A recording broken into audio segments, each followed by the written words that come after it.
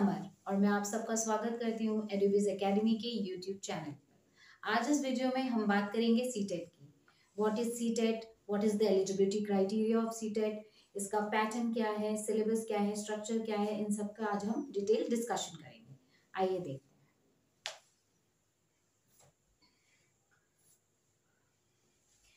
So, CTET stand for Central Teacher Eligibility Test and it is conducted by CBSE, Central Board of Secondary Education.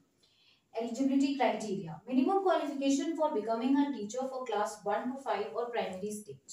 अगर आप कक्षा 1 से 5 के विद्यार्थियों को पढ़ाना चाहते हैं तो आपकी मिनिमम क्वालिफिकेशन जो सीटेट मांगता है वो एटलीस्ट आप क्लास 12 पास होनी चाहिए विद 50% ऑफ मार्क्स और आपने कोई भी टीचिंग कोर्स आपका करा हुआ होना चाहिए। फॉर एग्जांपल जैसे आपका 2 year diploma in elementary education या फिर अगर आप 12th करके 4 ईयर का BL bachelor's in elementary education या BEd बैचलर्स इन एजुकेशन भी अगर आपका हुआ है तो आप सीटेट के एग्जाम दे सकते हैं। लेकिन one more thing to be noted, आप कोई भी एग्जाम करें, आप कोई भी टीचिंग कोर्स करें, चाहे वो BEd हो या BL हो या डिप्लोमा इन एलिमेंट्री एजुकेशन हो, आप ये रिकॉग्नाइज्ड इंस्टीट्यूट से ही करिएगा और वो रिकॉग्नाइज्ड होना चाहिए by NCTE, national council of teacher education. और अगर आपने क्या कहते हैं, आपको अगर विद्यार्थियों को 6 to 8 क्लास यानी कक्षा 6 से 8 के विद्यार्थियों को पढ़ाने के लिए आप टीचर बनना चाहते हैं तो आपकी मिनिमम क्वालिफिकेशन होनी चाहिए at least graduation with 50% of marks. And again कोई भी टीचिंग कोर्स बहुत जरूरी है, DL BL BEd anything. Okay, चलिए आइए अब हम थोड़ा सा स्ट्रक्चर डिटेल्स और जो कंटेंट एंड पैटर्न वगैरह है वो डिस्कस कर लेते हैं।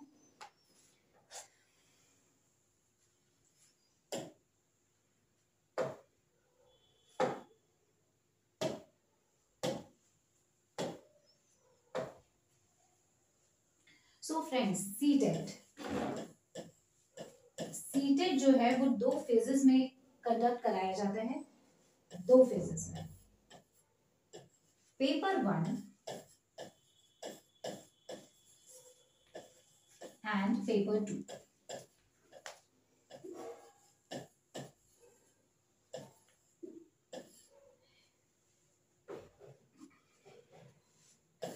पेपर 1 जो है वो क्लास 1 to 5 के बच्चों के लिए, अगर आप 1 to 5 क्लास के बच्चों को पढ़ाना चाहते हैं, और पेपर 2 अगर आप 6 to 8 क्लास के बच्चों को पढ़ाना चाहते हैं। ओके, तो पेपर 1 आपके लिए सफिशिएंट है। अगर आप सिर्फ प्राइमरी स्टेज के बच्चों को पढ़ाना चाहते हैं तो आप सीटेट का सिर्फ पेपर 1 दे सकते हैं, लेकिन अगर आप 1 से लेकर 8 तक के बच्चों को पढ़ाना चाहते हैं तो फिर आपके लिए दोनों पेपर क्वालिफाई करना बहुत जरूरी है। अच्छा, हम सीटेट के पेपर में 150 क्वेश्चंस आते हैं इन बोथ द पेपर्स, दोनों पेपर्स में 150 क्वेश्चंस।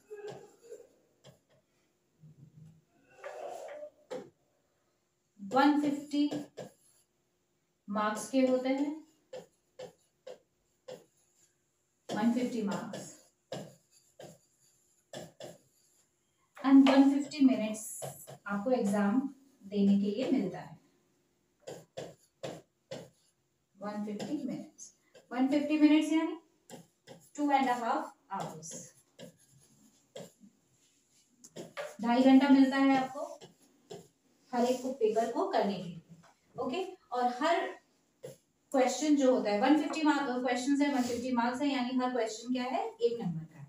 अच्छा जी, तो जो ये इसमें आपके जो एज 1 to 5 में आपके 6 to 11 इयर्स के बच्चे की शिक्षा के लिए आप अपनी पढ़ाई करते हैं, अपना तैयारी करते हैं, और इसमें आप जो है पेपर 2 में आप 11 से 14 साल के बच्चे फॉर 11 to 14 इयर्स के बच्चों को पढ़ाने के लिए आप तैयारी करते हैं। अच्छा, सीटेट की जो सबसे अच्छी बात यह है कि फिलहाल अभी तक जो है ये इसमें कोई भी इसमें जो है मार्किंग अभी तक इसमें नो नेगेटिव मार्किंग, कोई भी नेगेटिव मार्किंग नहीं है। सीटेट जो है वो MCQ बेस्ड है, सीटेट अब ऑनलाइन हो चुका है, ठीक है। तो ये सब, और सबसे अच्छी बात है इसमें कोई एज लिमिट भी नहीं है, ठीक है। अब एक चीज और इसमें को आपका हम कट ऑफ भी चेकआउट कर लेते हैं। कट ऑफ जनरल कैटेगरी में अगर आप लाई करते हैं तो आपका सीटेट 90% पे क्वालिफाई हो जाएगा। टोटल मार्क्स कितना है 150 ईच क्वेश्चन, 150 मार्क्स का पेपर है, चाहे वो पेपर वन हो या पेपर टू हो। 150 मार्क्स के हैं, चाहे पेपर वन हो या टू हो। आप अगर जनरल कैटेगरी में लाई करते हैं तो एटलीस्ट आपको 90% लाना है सीटेट क्वालिफाई करने के लिए, क्वालिफाइंग मार्क्स है, ओके। और अगर आप ओबीसी, एससी या एसटी इनमें से कहीं पे भी है तो कट ऑफ 82.5 है, 83 सिक्योर साइड ले लीजिए। अभी तक कट ऑफ इतना गई है फॉर क्वालिफाई करने के लिए। लेकिन सिर्फ क्वालिफाई करना तो टारगेट नहीं होना चाहिए, किसी भी एग्जाम को पास करने के लिए सिर्फ क्वालिफाई करना टारगेट नहीं होना चाहिए। एटलीस्ट आप ऐसी तैयारी करें कि आप 120 से अबव का अपना टारगेट रखें। 120, 130, एग्जाम में 140, 143 तक लोगों का स्कोर गया है। सीटेट का एग्जाम बिल्कुल भी मुश्किल नहीं है। अगर आप सीटीपी जो इसका अभी हम आगे डिस्कस करेंगे, पेडागोजी वगैरह का होल्ड आपका अच्छा है तो सीटेट निकालने में आपको बहुत आसानी हो सकती है।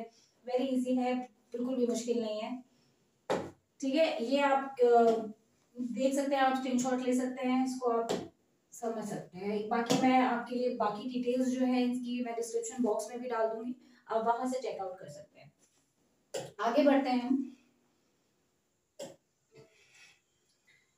ओके, ये लैंग्वेजेस हैं जो आप सिलेक्ट कर सकते हैं अपने मोड ऑफ पेपर के लिए या फिर अपने लैंग्वेज के लिए, या आप लैंग्वेजेस सिलेक्ट करते हैं। सीटेट आपको 20 लैंग्वेजेस के ऑप्शन देता है, प्रोवाइड करता है। अच्छा, अब हम बात करते हैं सीटेट का पेपर वन जो है फॉर क्लास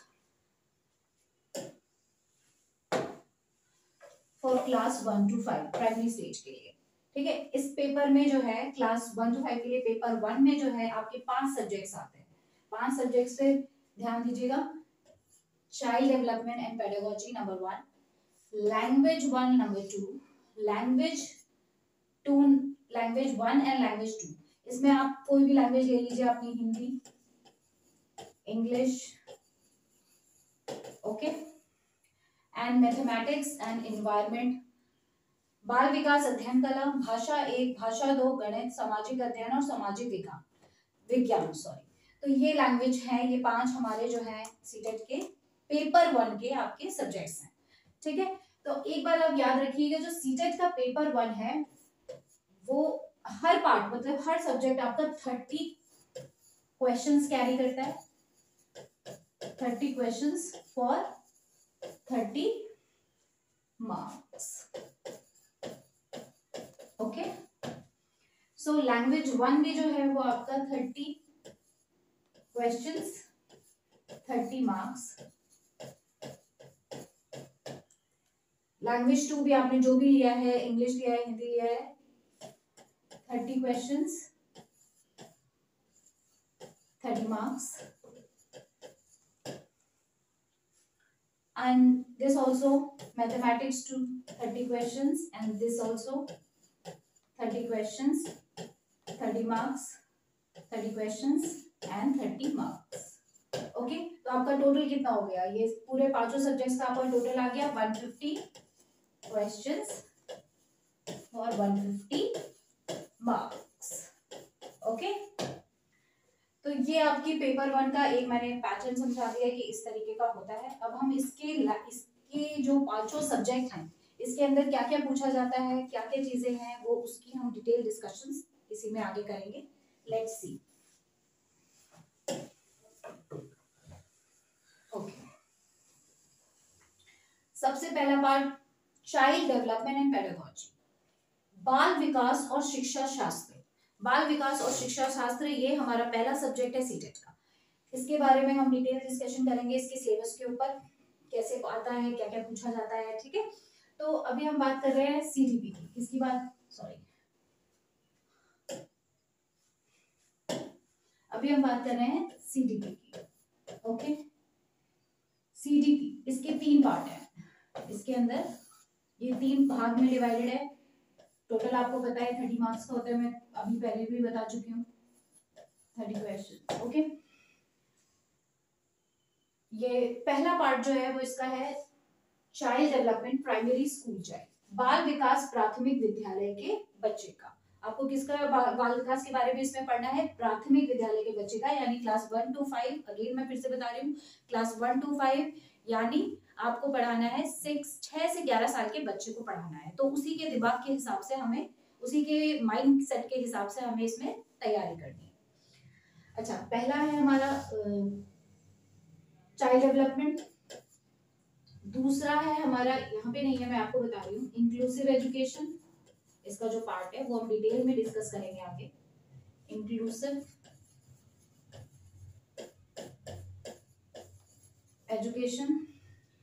एंड थर्ड है हमारा language and pedagogy.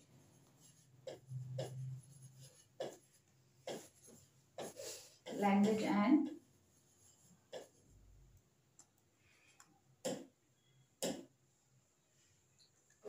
And pedagogy.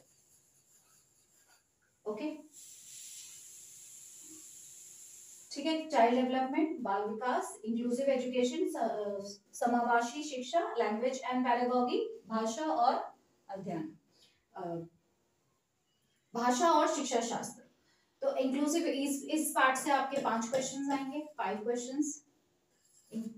इस पार्ट से आपके 10 क्वेश्चंस बनते हैं। ओके, और चाइल्ड डेवलपमेंट इस पार्ट से आपके बनेंगे 15 क्वेश्चंस। ओके, तो टोटल कितने हो गए? 30 क्वेश्चंस। ये पार्ट बहुत ज्यादा इंपॉर्टेंट है, बहुत सारे क्वेश्चन इस पार्ट से पूछे जाते हैं, दोनों से भी पूछे जाते हैं, लेकिन बहुत अच्छी तरीके से आपको पूरा पेडागोजी की तैयारी करनी है, क्योंकि पेडागोजी के बिना, पेडागोजी का होल्ड होना सीटेट के लिए बहुत जरूरी है। आप इस पार्ट को मिस करके आप सीटेट क्वालिफाई नहीं कर पाएंगे। ओके, तो हम बात करते हैं अब, ये आप, मैं यहाँ पे लिखा रहने दे रही हूँ, आप देख लीजिए। अच्छा, चाइल्ड डेवलपमेंट एंड प्राइमरी बच्चे के लिए चाइल्ड डेवलपमेंट क्या है? What is child development? Basically child development का मतलब है बच्चे का विकास हो रहा है। बच्चे का विकास जो है वो वन डे प्रोसेस या कोई आसान तरीका नहीं है, ये एक बहुत वाइडर पर्सपेक्टिव है, ठीक है, बहुत ही वाइडर है, और ये बहुत कॉम्प्लेक्स, बहुत जटिल प्रक्रिया है, ये समझ लीजिए, बहुत कॉम्प्लेक्स है, बहुत वाइड प्रोसेस है, और ये प्रोसेस स्टेजेस में होता है, पड़ाव में होता है। आज ये आसान, और इसके जो है वो 3 पार्ट होते हैं, जो बेसिकली, जैसे हम कह सकते हैं कि अर्ली स्टेज, मिडिल स्टेज, फिर हम कह सकते हैं एडोलेसेंस स्टेज। तो अर्ली स्टेज जो होता है जिसमें बच्चा पैदा होता है, फिर मिडिल स्टेज में वो स्कूल जाना शुरू करता है, 6 साल के बाद वो स्कूल जाना शुरू करता है। एडोलेसेंस में जब वो अपनी प्यूबर्टी एज पे आ जाता है, तो उस दौरान कई सारी चीजें होती हैं जो उसके लर्निंग प्रोसेस में बदलाव आते हैं, बहुत सारी चीजें होती हैं। तो चाइल्ड डेवलपमेंट एक बहुत ही वास्ट टॉपिक है, इसके बहुत सारे स्टेजेस हैं, बहुत सारी थ्योरीज हैं, हम इस पाठ्यक्रम में आगे पढ़ेंगे।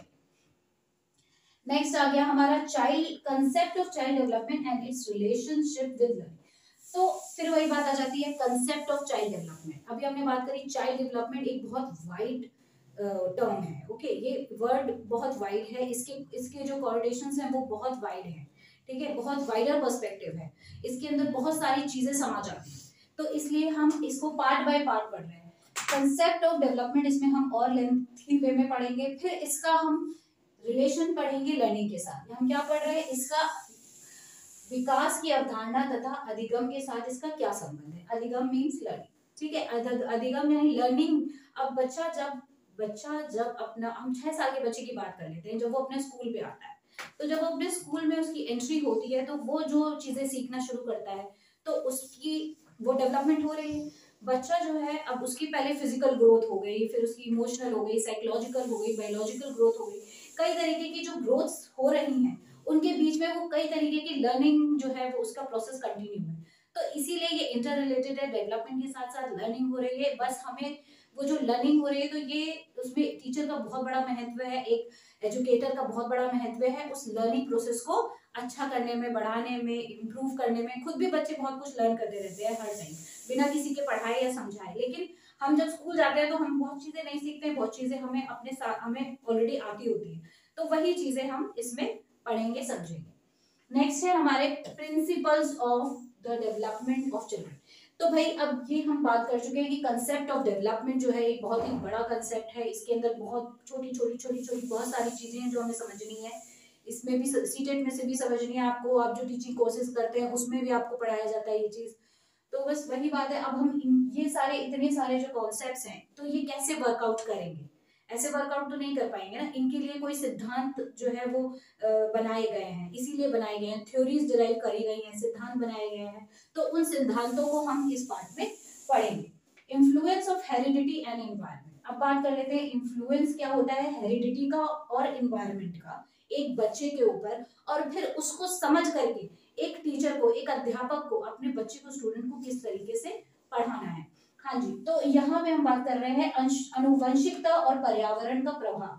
अनुवंशिकता जो हेरिडोटियल या फिर हेरिडिटी से जो बच्चे के अंदर जीन्स आते हैं, मतलब जो उसके इनेट एबिलिटीज कह लीजिए, इनेट कैपेबिलिटीज होती हैं, वो उसकी जो कैरेक्टरिस्टिक्स डेवलप होती है, जो आप बायोलॉजिकल भी होती हैं, फिजिकल भी होती हैं, कुछ जो होती हैं वो साइकोलॉजिकल भी होती हैं, जो हमें अपने पेरेंट्स से मिलती हैं, वो चीज हो गई। और वो किस माहौल में बच्चा पैदा हुआ है, पल बढ़ रहा है, सीख रहा है चीजें, उन सब चीजें वो अपने स्कूल में जहां भी वो जाता है वर्ल्ड में एनीवेयर वो कैरी करता है, हर चीज वो कैरी करता है, वो कैरेक्टरिस्टिक्स उसके साथ फॉलो होते रहते हैं। तो वही चीज जो है अब बच्चे को हमें, टीचर का क्या है रोल, टीचर उसी, अब हर तरीके का बच्चा होता है, अलग अलग बच्चे होते हैं जो एक टीचर हैंडल करता है। तो एक टीचर जो है उन चीजों को समझता है और कैसे पढ़ाता है, ये भी, इसका भी प्रभाव हेरिडिटी का, आनुवंशिकता का और पर्यावरण का, माहौल का क्या असर बच्चे पे पड़ता है और उसको किस तरह टैकल करना है, वो हम इस पार्ट में पढ़ेंगे। नेक्स्ट आ जाता है socialisation process, social world and children, teacher parents through teacher, parents, peers etcetera. तो ये अब समाजीकरण की प्रक्रिया, समाजीकरण की जो प्रक्रिया है, समाज, सोसाइटी ने अपने ही नॉर्म्स है, सोसाइटी के अपने रूल्स हैं, सोसाइटी के अपने कोड ऑफ कंडक्ट। तो हर बच्चा उसी कोड ऑफ कंडक्ट और रूल्स और नॉर्म्स को फॉलो करते करते करते करते बड़ा होता है। तो भाई बहुत सारे बच्चे के ऊपर जो है वो टीचर्स के प्रेशर होते हैं, पेरेंट्स के प्रेशर होते, पीयर्स, टीचर उसमें रोल प्ले करते हैं, उन्हें उन चीजों को समाज के अंदर, मतलब बिहेवियर उसका जो है वो उस हिसाब से ही होता है जिस सोसाइटी में, जिस माहौल में वो रहता है। अगेन बातें रिपीट हो रही है, लेकिन ये सोशलाइजेशन का प्रोसेस भी, ये भी बहुत वाइडर टर्म है, बहुत वाइडर टर्म है ये भी। इसके अंदर भी ये प्रोसेस क्या है, समाजीकरण क्या है, इन सब के बारे में भी हम डिटेल में आगे आपको सीटेट की तैयारी जब करवाएंगे, हम तुम्हारी पूरी सीरीज आएगी, हमारी पूरी इस पर प्लेलिस्ट बनने वाली है, आप मेरे साथ जुड़े रहिएगा, मैं आपको सीटेट की तैयारी करवाती रहूंगी। हाँ जी, तो अब हम नेक्स्ट बात चलते हैं पियाजे Kohlberg, gene पियाजे Kohlberg, Vygotsky, construct and critical perfect perspective. हाँ जी, तो इन जो ये थिंकर्स हैं, ये बेसिकली पियाजे, कोलबर्ग, ये वाइगोत्स्की, ये निर्माण विवेकक चिन्ह संदर्श, जो इन्होंने क्रिटिकल, इनके पर्सपेक्टिव है, इनके क्या सोचते हैं, इन्होंने पेडागोजी पे बहुत अच्छा काम किया है, इनकी जो थिंकिंग है, इनके जो व्यू पॉइंट्स हैं, ओपिनियंस हैं, वो हम इसमें क्रिटिकली एग्जामाइन करेंगे, उन्हें पढ़ेंगे, उन पे विचार करेंगे।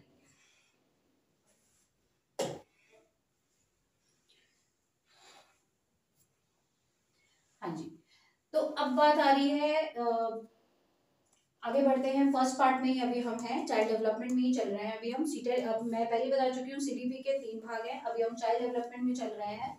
Concept of child centred and progressive education, बाल केंद्रित और प्रगतिशील शिक्षा की अवधारणा। ओके, तो ये एक बहुत ही अच्छा कॉन्सेप्ट आया है, ये बहुत नया कॉन्सेप्ट आया है, और अब जो है, सॉरी, ओके, ये जो है बहुत नया कॉन्सेप्ट आया और बहुत उभर के सामने आ रहा है ये चीज, और इसको बहुत महत्वता दी जा रही है, बहुत ये बहुत ज्यादा इम्पोर्टेंट है। ओके, बहुत ज्यादा जरूरी है आज के जमाने में, और इसे करके जो है हम अपनी एजुकेशन को बहुत ही बेटर बना सकते हैं और बना रहे हैं कंटिन्यूअसली। तो बेसिकली ये क्या कह रहा है, ये कह रहा है कि बाल केंद्रित जो है हमारी शिक्षा होनी चाहिए। हमारी शिक्षा कैसी होनी चाहिए, बाल केंद्रित होनी चाहिए। असली बात यह है कि अर्लियर थॉट्स एंड अर्लियर जो प्रैक्टिसेस थे, जो टीचिंग में जो पहले प्रैक्टिसेस थे, वो बाल केंद्रित नहीं थे, वो चाइल्ड सेंटर्ड नहीं थे।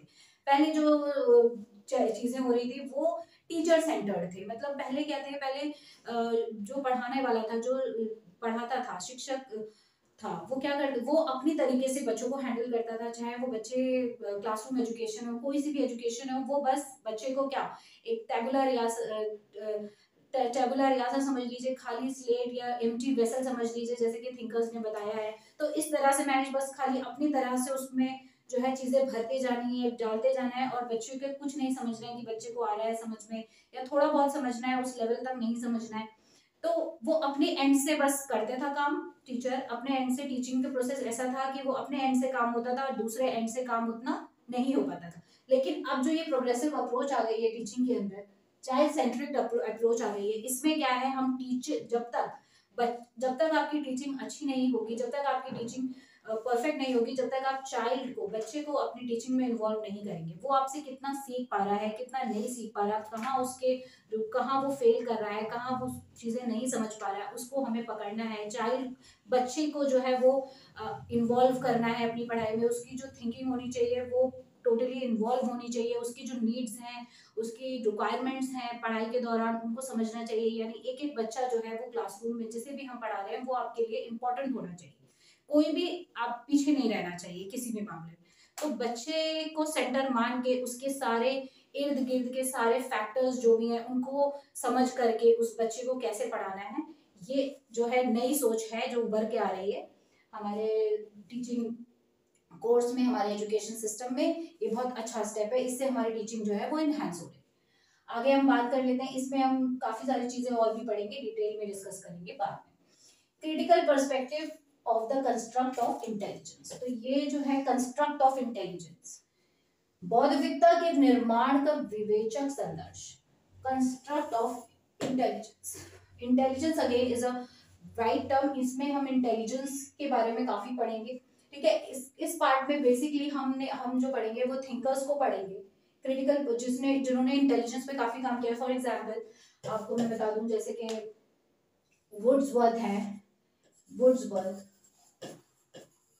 वुड्सवर्थ है, उन्होंने क्या बोला, उन्होंने बोला है intelligence is a capacity to acquire a capacity, है ना। Intelligence is a capacity to acquire a capacity. और जैसे और भी थिंकर्स हैं, बहुत अच्छे इसमें थिंकर्स हैं, अल्फ्रेड बायनेट,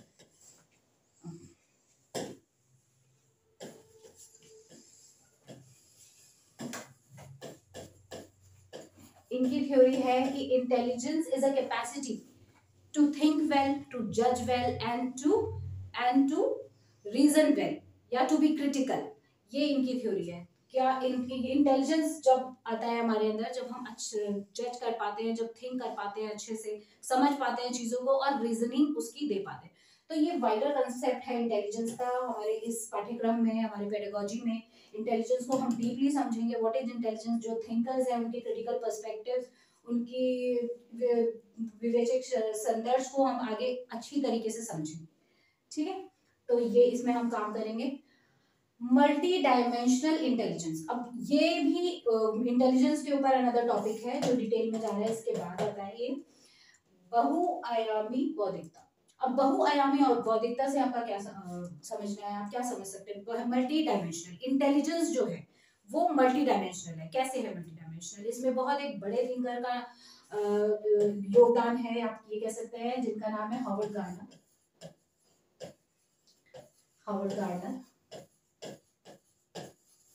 ओके, ये जो थिंकर हैं इन्होंने मल्टी डायमेंशनल की थ्योरी बहुत अच्छे से समझाई है। जैसे कि पहले क्या होता था, पहले बस एक जनरल सी सोच थी कि भाई जो इंटेलिजेंस है वो एक ही जनरल इंटेलिजेंस होता है, वही होता है। नहीं, इन्होंने कहा नहीं, ऐसा नहीं होता है, मल्टी डायमेंशनल होता है। भैया हर चीज का एक इंटेलिजेंस है। अब वहाँ हर, अगर किसी को पढ़ाना आता है तो वो भी एक इंटेलिजेंस, किसी को कुकिंग अच्छी आती है तो वो भी एक इंटेलिजेंस है।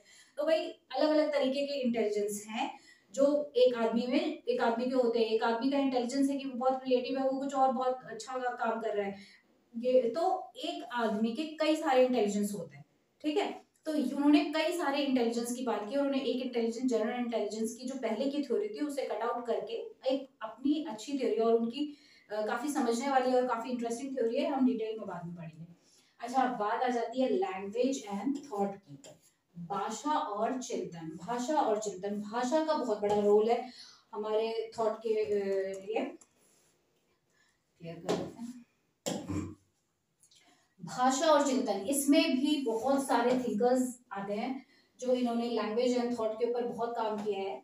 ठीक है, फॉर एग्जाम्पल जैसे कि हम इसमें बहुत सारे थिंकर्स के बारे में हम पढ़ेंगे इस पार्ट में भी, बेसिकली ये तीनों पार्ट में हम अलग अलग थिंकर्स की थ्योरीज को समझेंगे, उनका क्या कहना है लैंग्वेज एंड थॉट के बारे में, और चाइल्ड डेवलपमेंट के ऊपर, पेडागोजी के ऊपर वो हम पढ़ेंगे। जैसे इसमें बीन जीन पियाजे, वाइगोट्स्की, स्किनर, और एक बहुत अच्छे जो है वो है चॉम्स्की। यस, चॉम्स्की की जो nativist theory of language development है वो बहुत इंटरेस्टिंग है, उसके बारे में हम इसमें पढ़ेंगे इस पार्ट में। और जो है बाद में हम इसे बेंड्यूरा की थ्योरी भी हम इसमें पढ़ेंगे। ये सारे थिंकर्स हैं जिनकी थ्योरी हम इस पार्ट में पढ़ेंगे। आगे बढ़ते हैं। Gender as a social construct, gender roles, gender bias and educational practices. Gender का क्या रोल है हमारे बच्चे के डेवलपमेंट में, चाइल्ड डेवलपमेंट में जेंडर का क्या रोल है? तो बहुत बड़ा रोल है। चाहे जेंडर रोल्स जो होते हैं वो कभी कभी बहुत प्रभाव कर डालते हैं बच्चे के जहन पर। तो ओके, जेंडर क्या होता है? जेंडर रोल्स की वजह से काफी इनइक्वालिटीज वगैरह पैदा हो जाती हैं।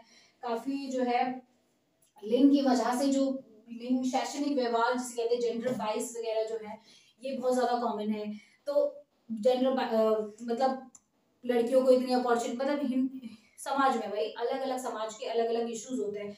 इंडियन सोसाइटी के भी अपने अपने इश्यूज हैं, उसमें जेंडर रोल्स बहुत इनइक्वालिटी जो है वो फैला देते हैं, तो नेगेटिविटी फैला देते हैं। तो वही है, हमें इसमें टीचर का बहुत बड़ा रोल आता है कि एक टीचर जो है इन टॉपिक्स को कैसे समझ सकता है, और एजुकेशन प्रैक्टिस में, अपनी टीचिंग प्रोसेस में, एजुकेशनल प्रैक्टिस में हम किन बातों का ख्याल रख सकते हैं कि हम ये नेगेटिविटी जो है वो हटाएं, इक्वालिटी लेकर आए, सबको समावेश करें समान समान तरीके से, और इस चीज में सबको एक समझे। मतलब वो चाहे किसी भी जेंडर का हो, वो किसी भी कास्ट का हो, क्रीड का हो, सेक्ट का हो, किसी भी जगह का वो बच्चा हो, तो माइनॉरिटी में आता हो, एससी हो, एसटी हो, जो भी हो, और वो गर्ल हो, बॉय हो, एनीवेज कुछ भी हो, हमें उसे जो शिक्षा प्रदान करनी है वो शिक्षा हमें बिल्कुल इक्वल वे में प्रदान करनी है। इक्वालिटी का खास ख्याल रखना है। तो टीचिंग प्रैक्टिसेस जो है वो बहुत मैटर करते हैं। हम एज अ टीचर ही अगर हम नेगेटिविटी फैलाएंगे तो फिर हमारे समाज में कभी भी सुधार नहीं आ पाएगा।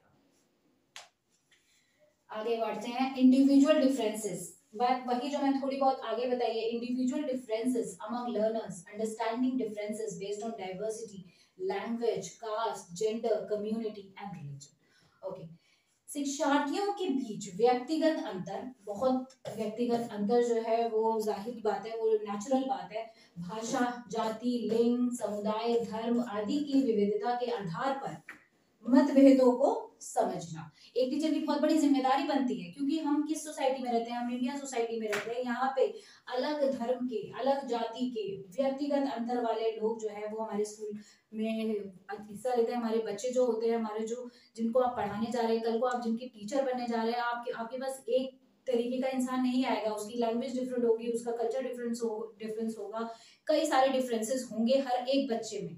हर एक बच्चे में अनेक डिफरेंसेस होंगे, और उसके पर्सनली भी, वो उसके अंदर के भी बहुत सारे डिफरेंसेस होंगे, और बाहर के भी बहुत सारे डिफरेंसेस होंगे, बहुत सारे। तो उन सब चीजों को हमें बारीकी से समझना है, और उसको ध्यान में रखते हुए उस बच्चे को पढ़ाना है। और उस वही है, और कोई भी किसी भी तरीके का जो है भेदभाव और इस तरीके की नेगेटिविटी चीजों को सेंसिटिव होकर समझ के इनको हटाना है, समाज से निकालना है। यही हम एज अ टीचर हमारा रोल होना चाहिए।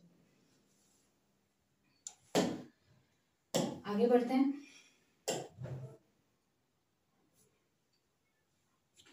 Distinction between assessment for learning and assessment of learning, school-based assessment, continuous and comprehensive evaluation, perspective and practice.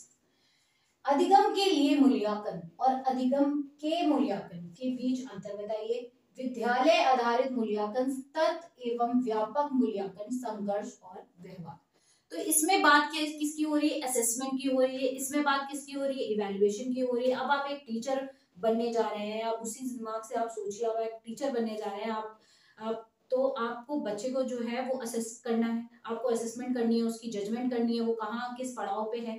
तो जो आप असेसमेंट दो तरीके का, इसमें दो तरीके के असेसमेंट में जो है वो डिफरेंसेस बताए गए हैं। एक तो असेसमेंट डिफरेंसेस हमें पढ़ना है basically, assessment for learning and assessment of learning. जो असेसमेंट फॉर लर्निंग होता है ये क्या होता है? ये टीचर सेंटर्ड होता है, कि आप जो है किस तरीके से अपनी टीचिंग प्रोसीजर्स में, स्ट्रैटेजीज में चेंजेस या बदलाव लाएं कि आप अपनी टीचिंग को बेहतर कर पाए बच्चे के अकॉर्डिंग। और दूसरा है असेसमेंट ऑफ लर्निंग। जब आप बच्चे, ये चाइल्ड सेंट्रिक होता है, तो जब आप बच्चे के बारे में बात कर रहे हैं तो बच्चे को आप जब पढ़ा रहे हैं तो उसकी क्या प्रॉब्लम्स है, उसकी उसके हिसाब से उसकी लेवल के हिसाब से आप किस तरह से उसे पढ़ा रहे हैं ये मैटर करता है। फिर उसको आप ऐसे मेथड्स डिवाइस करेंगे कि आप उसको कैसे जज कर सके, उसकी परफॉर्मेंस को आप कैसे जज कर सके, ठीक है। इसमें हम इसी के बारे में आगे फिर हम कॉम्प्रिहेंसिव इवैल्यूएशन करेंगे उन चीजों का। Evaluation is a bigger term and assessment is a part of it, you can understand like this. Evaluation जो है एक बहुत बड़ी टर्म है और असेसमेंट उसका एक पार्ट है, एक हिस्सा है। इवैल्यूएशन में हम फाइनल जजमेंट देते हैं, एक बेंचमार्क सेट करते हैं कि हाँ भाई यहाँ तक अगर पहुंच गया तो बच्चा जो है आपका यहाँ तक पहुंच गया, तो मतलब ये है, एवरेज है या आउटस्टैंडिंग है या जो भी है। इसके अलग अलग रूल्स और इसके अलग अलग टूल्स हम यूज करते हैं, वो हम डिटेल में इसमें पढ़ेंगे, ठीक है। नेक्स्ट आ जाते हैं, नेक्स्ट आ जाते हैं formulating appropriate question for assessing readiness level of learners for enhancing learning and critical thinking in the classroom and for assessing learners achievement. शिक्षार्थियों की तैयारी के स्तर के मूल्यांकन के लिए कक्षा के शिक्षण और विवेचित चिंतन के लिए तथा शिक्षार्थी की उपलब्धि के लिए उपयुक्त और इम्पोर्टेंट प्रश्न तैयार करना है। यहाँ पे क्या करना है, प्रश्न तैयार करना है। तो भाई वही बात आ रही है, यहाँ प्रश्न तैयार हो रहे हैं हमारे बच्चे के, क्या हमने जो पढ़ाया है, अभी तक हम पढ़ाने की तैयारी कर रहे हैं ना, तो पढ़ा लिया हमने, अब पढ़ा लिया, अब बात आ रही है कि कैसे उसके क्वेश्चन सेट होंगे, उसके रेडीनेस लेवल के हिसाब से क्या चेक करेंगे उसमें हम, उसकी कैपेबिलिटी, वो कितना हमारी दी हुई शिक्षा को, हमारी नॉलेज को अप्लाई कर पा रहा है चीजों में, ये हम यहाँ पे जज करेंगे और क्वेश्चन उसी हिसाब से सेट करेंगे कि भाई जितना हमने पढ़ाया है उसका कितना पोर्शन उसको समझ में आया है, और उसके बाद में समझ में आ गया तो अब वो उसको नॉलेज को कहीं अप्लाई कर भी पा रहा है, हमारे क्वेश्चन का जवाब दे भी पा रहा है। तो ये बड़ी अच्छी कला है जो आपको आनी चाहिए अगर आप अच्छे टीचर बनने जा रहे हैं। अच्छा जी, नेक्स्ट आ जाते हैं कंसेप्ट ऑफ इंक्लूसिव एजुकेशन। ये बहुत इंपॉर्टेंट, अब देखिए हम सेकंड पार्ट में आ गए हैं, सीडीपी के सेकंड पार्ट। ये सेकंड पार्ट यहाँ से शुरू हो रहा है। हम 13 पार्ट हमने सीडीपी के पहले ही मैंने आपको बता रखा है, 3 पार्ट है सीडीपी, हम सेकंड पार्ट में घुस रहे हैं। कंसेप्ट ऑफ इंक्लूसिव एजुकेशन, ये मैंने कहा था मैं आपको डिटेल में समझाऊंगी। Understanding children with special needs, ये पांच क्वेश्चंस आते हैं इस एरिया से, लेकिन इंपॉर्टेंट है। सीडीपी आपका पूरा इंपॉर्टेंट है। अभी फिलहाल हम बाद में जब सिलेबस की डेप्थ में जाएंगे तब मैं आपको बताऊंगी भाई कौन से पार्ट से कितने क्वेश्चन आते हैं, ये आता है वो आता है। फिलहाल हम सिलेबस ही डिस्कस कर रहे हैं, ठीक है जी। तो समावेशी शिक्षा की अवधारणा तथा विशेष आवश्यकता वाले बालकों को समझना है हमें। विशेष आवश्यकता वाले, ये चीज लिया, विशेष आवश्यकता वाले बालकों को समझना भी ऐसे, ठीक है। इंक्लूसिव एजुकेशन का क्या मतलब है, समावेशी, सबको इंक्लूड कर लीजिए, सबको लाइए इसके अंदर, समा लीजिए, ठीक है, जितने भी बच्चे हैं आपके, और खास करके ख्याल रखिए जिनको स्पेशल नीड है, ठीक है, जिनकी स्पेशल विशेष आवश्यकता है, मतलब विशेष आवश्यकता यानी स्पेशल नीड है, वो स्पेशल चाइल्ड है। चाइल्ड जो है वो 2 कैटेगरी में डिवाइड किया है, थिंकर्स ने भी इन पे काफी काम किया है, वो भी हम डिटेल में बात करेंगे। चाइल्ड जो है, जो एक बच्चा है, वो 2 पार्ट में कैसे, एक नॉर्मल चाइल्ड होता है, एक स्पेशल चाइल्ड होता है। स्पेशल वो किसी भी सेंस में हो सकता है, वो स्पेशल जो है अगर वो एवरेज से नीचे का परफॉर्मेंस ला रहा है तो भी वो स्पेशल है, अगर वो एवरेज से ऊपर का परफॉर्मेंस ला रहा है, आउटस्टैंडिंग परफॉर्मेंस ला रहा है, जो मतलब माइंड ब्लोइंग है, गॉड गिफ्टेड है, वो भी स्पेशल हो गया। और अगर वो कोई इम्पेयरमेंट है किसी तरीके से, कोई उसको पढ़ने में लिखने में कोई समस्या है, तो वो भी स्पेशल है। तो स्पेशल किसी बहुत तरीके के होते हैं, ये भी हम सिलेबस में डिटेल में समझेंगे, ठीक है। तो वही है, सबको इंक्लूड करके कैसे पढ़ाना है, सबकी जरूरतों को, सबकी चीजों को, नीड्स को समझ समझ के हमें आगे बढ़ना है। आगे बढ़ते हैं। Addressing learners from diverse background including disadvantage and difference. आ जाते हैं गौर लाभ प्राप्त और अवसर वंचित शिक्षार्थियों के सहित विभिन्न पृष्ठभूमिया से आए, मतलब कई अलग देशों से, राज्यों से आए शिक्षार्थियों की आवश्यकताओं को समझना है, ठीक है। इस पार्ट में हमें क्या करना है, चाइल्ड डेवलपमेंट के इस पार्ट में हमें चाइल्ड डेवलपमेंट की ये करना है कि हमारे जो, अगेन सेम बात पहले भी मैं बता चुकी हूँ, डाइवर्स बैकग्राउंड से लोग आ रहे हैं हमारे पास, ठीक है। लेकिन एक बात याद रखिए, डाइवर्स बैकग्राउंड से तो लोग आ रहे हैं, लेकिन उनकी डाइवर्स प्रॉब्लम्स भी हैं जो वो साथ में अपने ला रहे हैं, लेकिन डाइवर्स इनेट कैपेबिलिटीज भी हैं, मतलब वो अच्छाइयां भी साथ में ला रहे हैं, ठीक है। तो वो जो है, जो डिसएडवांटेज है, बेचारे इकोनॉमिकली, बेचारे वो इकोनॉमिकली हो सकता है, या इमोशनली हो सकता है, साइकोलॉजिकली हो सकता है, बायोलॉजिकली हो सकता है, एनीथिंग एनीवेयर, ठीक है। तो कुछ लोग ऐसे हैं जो बेचारे पैसे की कमी की वजह से, आर्थिक स्थिति उनकी सही नहीं है, जिसकी वजह से वो उनकी पढ़ाई नहीं कर पा रहे। कुछ लड़कियां हैं जो भाई उनके घर वाले उन्हें पढ़ने नहीं भेज रहे, वो वहां नहीं जा पा रही है, मजबूर हैं, परेशान है, तो उनको किसी भी तरीके से, वो उनकी माइंडसेट उसी तरीके का होता है जब वो आते हैं, तो उसे कैसे टैकल करना है, डील करना है, इसमें पार्ट में हम आगे पढ़ेंगे।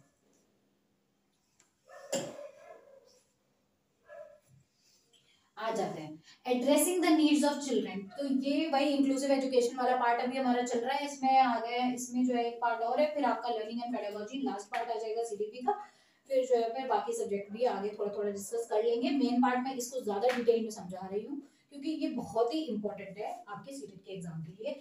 आगे यहाँ पे थोड़ा सा आप सिलेबस समझ लेंगे, आगे आपके लिए और भी आसान तरीका मैं लाती रहूंगी। Addressing the needs of children with learning difficulties and impairment. हाँ जी, अधिगम संबंधी समस्याओं, कठिनाइयां रखने वाले बालकों की आवश्यकता को समझना है यहाँ पे। अधिक अच्छा भाई, कठिनाइयां रखने वाले बालकों को समझना है, मतलब इम्पेयरमेंट, कोई भी उन्हें दिक्कत है, परेशानी है, वो ब्लाइंड है, हैंडीकैप है, या कोई और परेशानी है उनको, कोई और उनकी जो है समस्याएं हैं, उन्हें भी समझना है और बात करनी है इसकी बात। तो यही चीज है इसमें, ठीक है। Addressing the talented, creative, specially abled learners, ये भी मैंने आपको इंक्लूसिव एजुकेशन शुरू होते ही बता दिया था कि अब हमारे जो बच्चे हैं वो बहुत ज्यादा टैलेंटेड भी हो सकते हैं, आउटली बिल्कुल जो है गॉड गिफ्टेड है। अब वो इतना अच्छा परफॉर्मेंस दे रहे हैं, हमारा माइंड ब्लोइंग परफॉर्मेंस दे रहे हैं, हमारे पढ़ाने की जरूरत भी नहीं पड़ रही, वो सब पढ़ ले रहे हैं, ऐसा भी होता है। तो जब ऐसा हो रहा है तो हम क्या करेंगे, ऐसा हो रहा है तो उनके लिए भी हम एक स्पेशल जो है वो पूरा कोर्स डिजाइन करेंगे कि भाई उनके लिए अब हमें, उन्हें स्पेशल है तो उन्हें कैसे टैकल करना है, उनके लिए पूरा कोर्स डिजाइन करना है उसी वे में, क्योंकि वो स्पेशल है तो उनके लिए स्पेशल तरीके से पढ़ाना है उन्हें, और उनकी जो कैपेबिलिटीज है, जो उनके टैलेंट है, उसे हमें गार्निश करना और ज्यादा, उसको हमें क्या कहते हैं, ये कह लीजिए कि उसको हमें पॉलिश करना है, गार्निश करना है, उन एबिलिटीज को हमें रिजर्व करना है, और हमारी देश के लिए, हमारे घर के लिए, हमारे स्कूल के लिए वो कैसे हमारे लिए फायदेमंद साबित हो सकते हैं, वो भी तो हम तरीका निकालेंगे अगर हम एक स्कूल के बच्चे को पढ़ाने जा रहे हैं तो यही चीज हम इसमें करेंगे। लर्निंग एंड पेडागोजी, अब हमारा थर्ड पार्ट आ गया, ये थर्ड पार्ट है, wait sorry,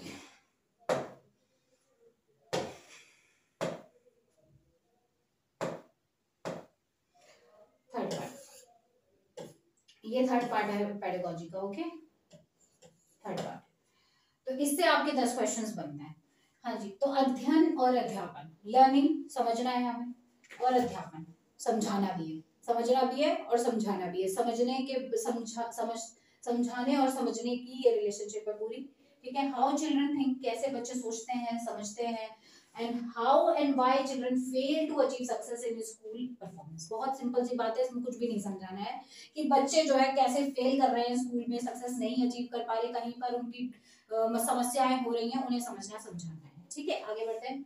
basic process of teaching and learning and children strategies of learning, learning as a social activity, social context of learning, पहले भी हम कर चुके हैं, समाजीकरण के, वो वही बातें आगे आ रही हैं। अधिगम और अध्ययन, अधिगम लर्निंग और अध्यापन, उसकी कैसे पेडागोजी है, उसकी पेडागोजी क्या है, बेसिकली पेडागोजी शिक्षा शास्त्र है, पढ़ाने का तरीका है, ठीक है। बुनियादी प्रक्रियाएं, बालकों के अधिगम की कार्य नीतियां, सामाजिक क्रियालाप के रूप में अधिगम, ये अधिगम बेसिकली लर्निंग के अलग अलग तरीके हैं, ओके। अधिगम के सामाजिक संदर्भ क्या है, लर्निंग कैसे इफेक्ट करती है, बेसिक प्रोसेस क्या है, लर्निंग कैसे इफेक्ट करती है एक बच्चे की, सोशल एक्टिविटी जो है वो कैसे उसकी लर्निंग पे इफेक्ट करती है, भाई बहुत इफेक्ट करती है, जो उसके एनवायरनमेंट है, जो उसकी सोसाइटी है, उसी की, उसके जो कैरेक्टरिस्टिक्स डेवलप हो जाते हैं, उसकी उसी में उसका जो है पूरा डेवलपमेंट चल रहा है, तो वो उसकी लर्निंग पे तो इफेक्ट करेगा, माहौल तो बहुत ज्यादा इफेक्ट करेगा, है ना। तो वही चीजें हम इसमें आगे पढ़ेंगे।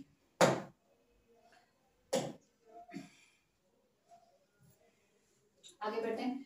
Child as a problem solver and child scientific investigator, एक समस्या समाधान करता और एक वैज्ञानिक अन्वेष के रूप में बालक को देखेंगे।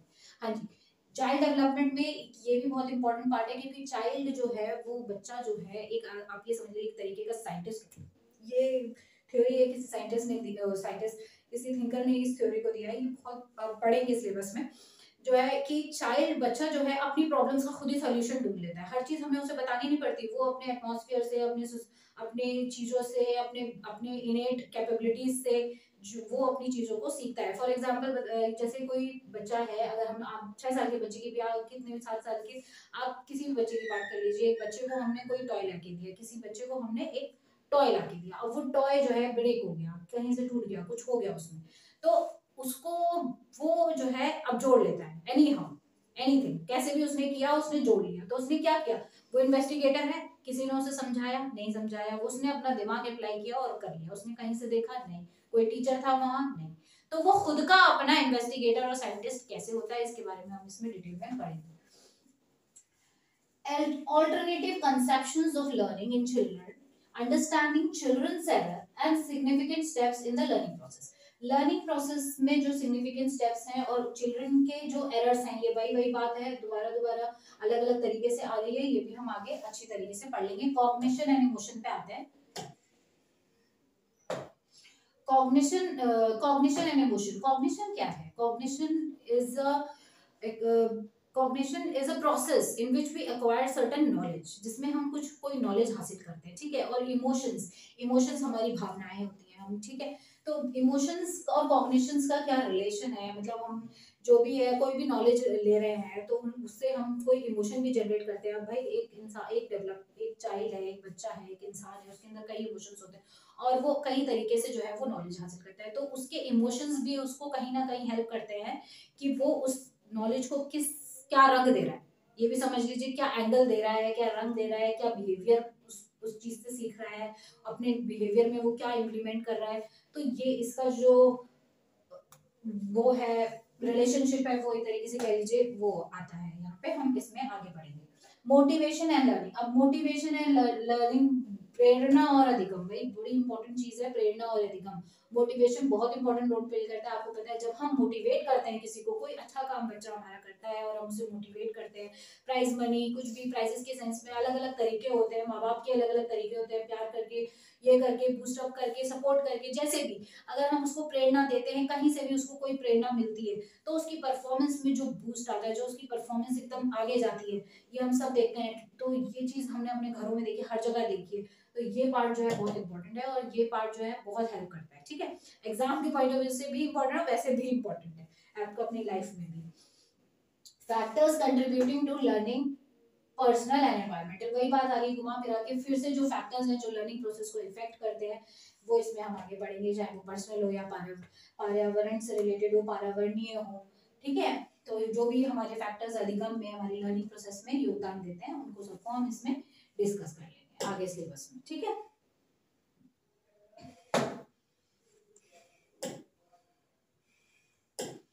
हाँ जी, लैंग्वेज आ गया भाई, अब तो सीडीपी खत्म हो गया, सीडीपी का सिलेबस वही था, मैंने डिटेल में डिस्कस कर लिया आपके साथ में। अब लैंग्वेज का पार्ट आ गया। लैंग्वेज से जो है आपके 30 क्वेश्चन बनते हैं, 30 क्वेश्चन, सॉरी वेट,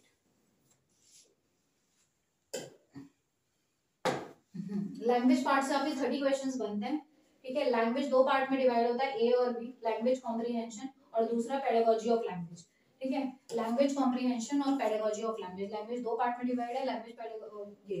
तो 15 क्वेश्चन, 30 क्वेश्चन है, 15 यहाँ से आ रहे हैं, ये लिखा नहीं है यहाँ पे, मैं लिख देती हूँ, 15 क्वेश्चन यहाँ से आ रहे हैं, ठीक है। टोटल आपका आंसर इन सेकंड सब्जेक्ट है हमारा सीडीपी के बाद का लैंग्वेज, ठीक है। तो 30 क्वेश्चन इससे आएंगे, फिर हमारा लैंग्वेज 2 है 30 क्वेश्चन, फिर हमारी जो है मैथमेटिक्स है 30 क्वेश्चन, फिर हमारी लास्ट में हमारी पेपर 1 की अभी हम बात कर रहे हैं, फिर हमारी लास्ट में आ जाएगी इन्वायरमेंटल स्टडीज, वो भी 30 मार्क्स की, ठीक है।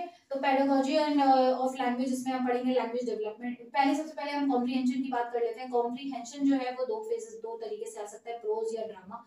आपकी पोयम आ सकती है, इसमें पोयम से रिलेटेड आपके क्वेश्चंस आएंगे, उसमें आपकी ग्रामर वगैरह चेक करी जाएगी। ड्रामा भी है, ड्रामा मतलब वही स्टोरी टाइप का कुछ आएगा, पैसेज आएगा, उस पैसेज के हिसाब से आपकी जो है क्वेश्चंस पूछे जाएंगे आपके, ये आपका पैसेज आएगा, और ये सब उसमें आपकी ग्रामर वगैरह आ जाएगी, वर्बल एबिलिटी भी चेक हो जाएगी, ठीक है, ये सब हो जाएगा इसमें। पेडागोजी ऑफ लैंग्वेज, भाषा विकास और अध्यापन। भाषा विकास, वही भाषा और विकास, भाषा जो है क्या रोल प्ले करती है, भाषा का डेवलपमेंट, लैंग्वेज डेवलपमेंट के बारे में हम काफी सारी चीजें इसमें जानेंगे, थिंकर्स की थ्योरीज को पढ़ के समझेंगे कि लैंग्वेज डेवलपमेंट में कैसे पेडागोजी जो है वो हमें हेल्प करना, पेडागोजी का क्या रिलेशन है, पेडागोजी क्या है लैंग्वेज डेवलपमेंट की, तो वो हम इसमें डिटेल। लर्निंग एंड एक्विजिशन, ये भी बड़ा इंपॉर्टेंट टॉपिक है, लर्निंग एंड एक्विजिशन, ठीक है, इससे काफी क्वेश्चन बनते हैं। लर्निंग एंड एक्विजिशन, अब लर्निंग आपको पता है अधिगम, एक्विजिशन क्या है, एक्विजिशन जो है वो बड़ी अच्छी टर्म है। एक्विजिशन जो है इसमें हम जो भी एक्विजिशन में जो अपनी नॉलेज गेन करते हैं ना, वो हमारे सबकॉन्शियस, वो अनकॉन्शियसली होती है, वो सबकॉन्शियसली होती है, जो हमारे सबकॉन्शियस माइंड है वहां से जो हम मतलब इनेट हमारी एबिलिटी होती है। मतलब एक बच्चा होता है, एक बच्चा है जो अपने घर में आराम से ऐसे ही सीख लेता है लैंग्वेज, मतलब बिना सिखाए। बच्चा जब पैदा होता है 2 साल के लगभग पहुंचता है तो वो बोलना सीख जाता है, अपने आप ही सीख जाता है, आप सिखाते हैं नहीं, तो ये सबकॉन्शियस माइंड कर रहा है उसका, तो ये एक्विजिशन कर रहा है, ये आप बिना मेहनत के आपके अंदर ही होता है ये चीज, ठीक है। अब आप लर्निंग, अब जो ये लर्निंग का भाग आ रहा है, ये भाग जो है अधिगम का भाग आ रहा है, ये इसमें आप काम करते हैं, कॉशियसली करते हैं इस काम को, आप कॉशियसली करते हैं, एग्जाम आप इसमें मेहनत करते हैं, याद करते हैं, सीखते हैं। तो एक्विजिशन जो आपको ऑलरेडी मिल गया है, अपने घर से मिल गया, आपकी भाषा अपनी जनरेट होगी, जो भी भाषा आपके घर में, आपकी मदर टंग क्या है, उर्दू है, हिंदी है, इंग्लिश है, जो भी है, उससे आप जो है आपके घर में जो बोली जाती है वो आप सीख गए, इतनी आपको मेहनत नहीं करनी पड़ी, पहले सब कॉशियसली आप सब जानते हैं उन चीजों को। लेकिन लर्निंग जब हम करते हैं तो हम इसमें डिफरेंट लैंग्वेज भी जो है वो सीख लेते हैं, कॉशियसली सीखते हैं, इसमें हम मेहनत करते हैं, थोड़ी सी काम करते हैं। चलो आ जाते हैं प्रिंसिपल्स की बात कर लेते हैं, प्रिंसिपल्स ऑफ लैंग्वेज टीचिंग, इसमें भी वही कुछ सिद्धांत बनाए गए हैं, कुछ प्रिंसिपल्स बनाए गए हैं टीचिंग के लिए, कैसे लैंग्वेज को पढ़ाया जाए। अब बच्चा जो है इसमें काफी चीजें को ध्यान रखना है, जो बच्चे की प्रोनाउंसिएशन, जब हम लैंग्वेज पढ़ा रहे हैं ना, तो बच्चा दूसरे बैकग्राउंड का है, जो सबकॉन्शियसली जो लैंग्वेज वो लेकर आ रहा है, अपने घर से लेकर आ रहा है, अपने माहौल से लेकर आ रहा है, वो तो है ही, अब वो दूसरी चीजें सीख रहा है, तो उसको कैसे सीखनी है, ग्रामर कैसे पढ़ानी है, कैसे उसकी प्रोनाउंसिएशन करेक्ट करनी है, वो सब चीजें भी जरूरी है लैंग्वेज के भाग में। तो एक टीचर को पहले पता होना चाहिए कि कैसे लैंग्वेज को पढ़ाना है, खुद ही उसकी प्रोनाउंसिएशन भी सही होनी चाहिए, ताकि हम आगे बच्चों को नॉलेज दे सकें।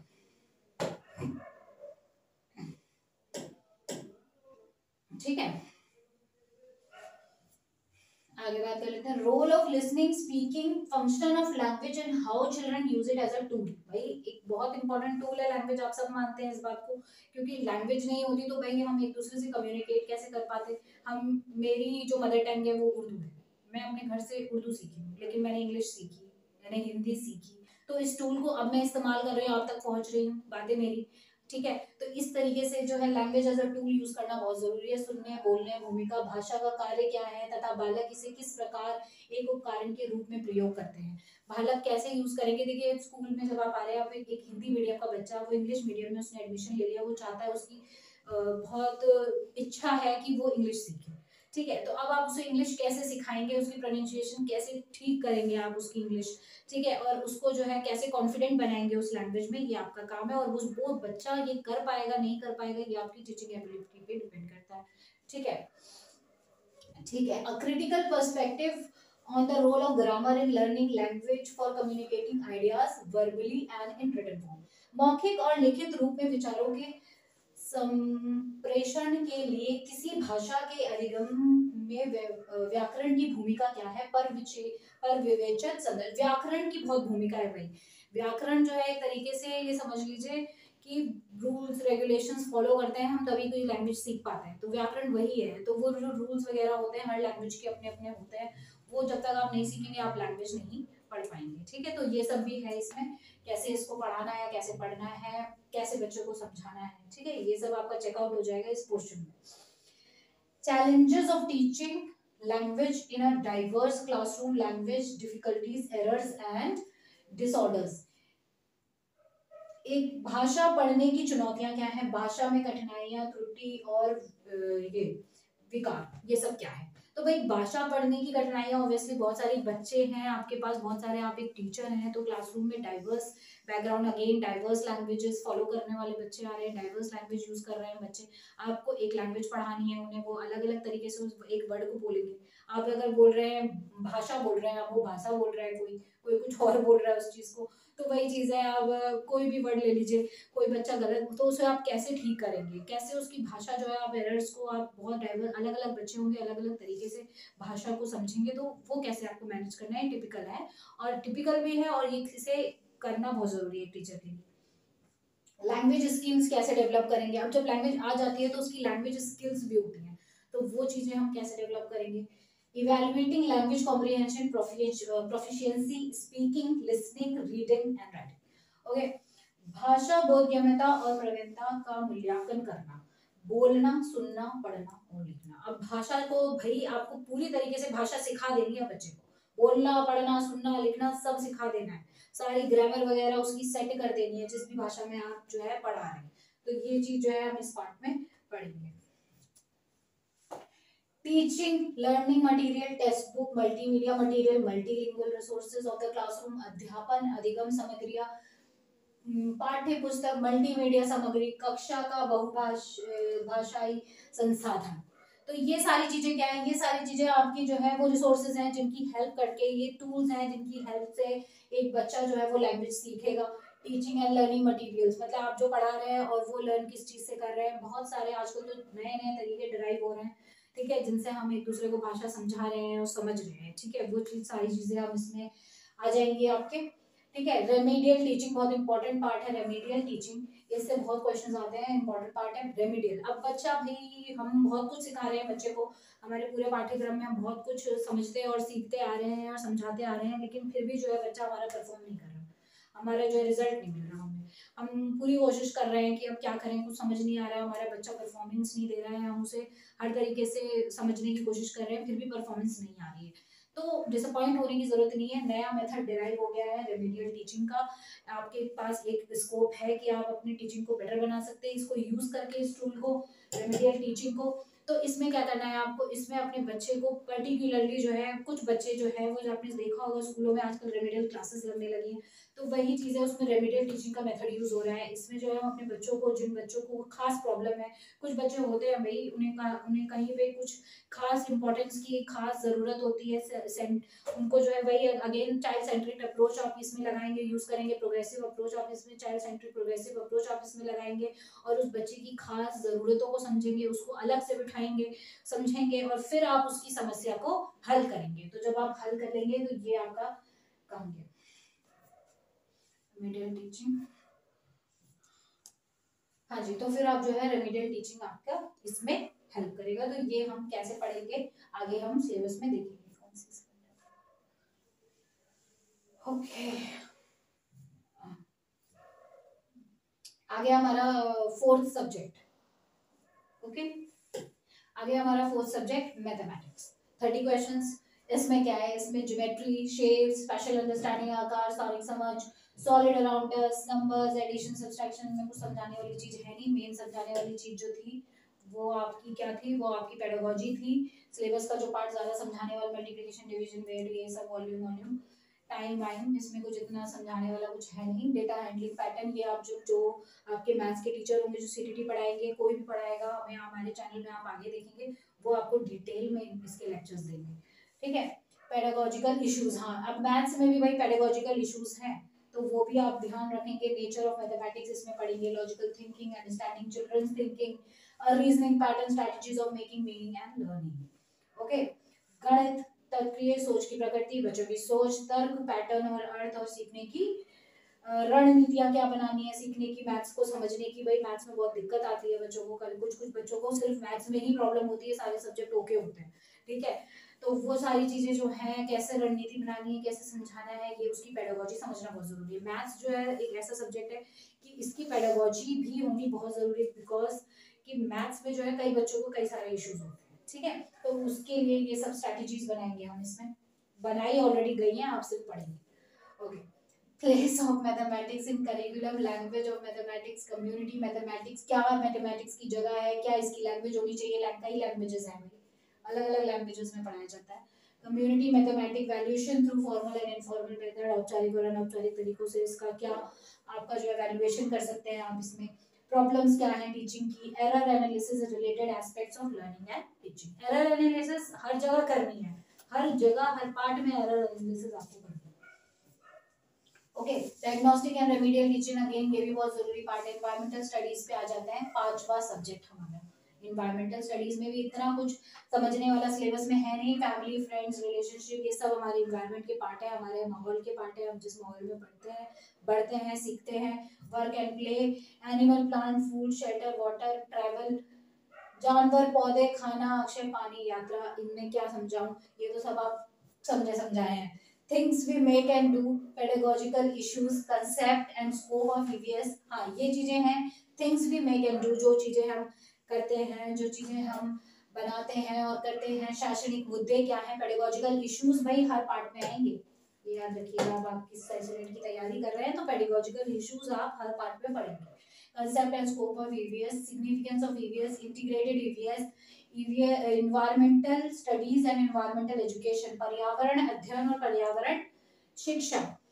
लर्निंग प्रिंसिपल्स, इसके भी कुछ प्रिंसिपल्स बनाए गए हैं अध्ययन के लिए, कुछ सिद्धांत बनाए गए हैं, आपके अधिगम के सिद्धांत, वही चीज इसमें भी आ रही है। ठीक है, तो ये सब जो है आप इस पार्ट में पढ़ेंगे। ठीक है, scope and relation to science and social science. अब भाई हम यहाँ पे इन्वायरमेंटल स्टडीज की बात कर रहे हैं, तो इसका क्या रिलेशन है हमारा साइंस और सोशल साइंस के साथ, हम इसको भी डिस्कस करेंगे। Approaches of presenting concepts, activities, experimental and practical work, discussion and CC, last पे ये सारे टॉपिक्स आ जाते हैं आपके। ठीक है, डिस्कशन करेंगे, फिर इवैल्यूएशन करेंगे इसका। अब हम टीचिंग मटेरियल एंड एड्स, शिक्षक सामग्री एंड सहायक सामग्री, जो टीचिंग मटेरियल, जो कंसेप्ट, जो मटेरियल यूज होता है टीचिंग के लिए, जो टीचिंग मेथड्स, टेक्निक्स और हम उनकी मटेरियल, जैसे ब्लैक बोर्ड टीचिंग है, या फिर जैसे ये भी एक तरीके का, यूट्यूब भी एक प्लेटफॉर्म बन चुका है टीचिंग का। तो अलग अलग तरीके और मेथड्स, मटेरियल्स जो भी हम यूज करते हैं वाइल टीचिंग, वो सारी चीजें इसमें आ जाएंगी। प्रॉब्लम, समस्याएं डिस्कस हो जाएंगी। अब देखिए, हम यहाँ पे अब पेपर 1 को कंप्लीट कर चुके हैं। पेपर 1 को हम ऑलरेडी पूरा डिस्कस कर चुके हैं, तो पेपर 1 जो है वो यहाँ तक था। अब बात आ गई है सीटेट पेपर 2 की, सीटेट के पेपर 2 की। तो यहाँ पे मैं अपना वीडियो को एंड करती हूँ। अब मैं सीटेट पेपर 2 की डिटेल डिस्कशन आपके साथ अपनी नेक्स्ट वीडियो में करूंगी। तब तक के लिए आप हमारे वीडियो को लाइक करिए, शेयर करिए, सब्सक्राइब करिए हमारे चैनल को, एजुविस एकेडमी की यूट्यूब चैनल को। और इस तरह की वीडियोस लगातार पाने के लिए बेल आइकन दबाना मत भूलिएगा। और जो है हम आगे मिलते रहेंगे, इंशाल्लाह नेक्स्ट वीडियो में हम इसे कंटिन्यू करेंगे। Thank you so much, this is me समरयू।